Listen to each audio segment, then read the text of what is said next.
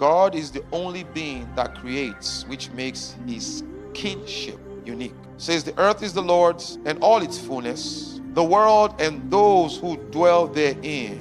Let all the inhabitants of the world stand in awe of him. For he spake, and it was done. He commanded, and it stood still. The original idea of a king is one that creates, hence has rulership over his creation. Where we are going is the kingdom agent, the Christian called the kingdom agent. But just bear with me. How does a king rule? There are two primary ways that a king exercises their dominion. And even as we're going through this conversation, I'm trusting the Lord that this topic will help build your faith. That when you pray, when you are before him, you know that this is a king. When a king rules, there's certain things that, as a matter of fact, it can be changed. Even by the king himself, he can't change it. He can't change it. You ever wondered why? People always ask, how come Jesus Christ had to come and die? It's because God is a king. He's not going to change what he has spoken. One of the ways that kings rule is by decrees. By decrees.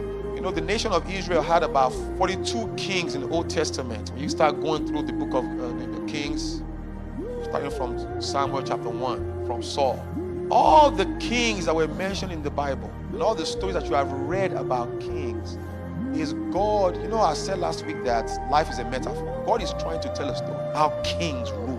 If he wasn't interested in you knowing him as a king, he won't give us all these stories. There were some kings that were just evil. Most of them actually were evil. Why will he put that there? And when they are kings, whether they are evil or they are good, there are certain realities that you can only find amongst kings. David said, I will not do this to Saul because he's anointed. Even though he knew Saul was going to kill him, there was something that David knew. He said, I will not touch. You know, we misuse that scripture in the church these days. They say, oh, don't talk bad about the pastor because you are touching. If the pastor is wrong, he's wrong. It was the kingdom reality that David was speaking of.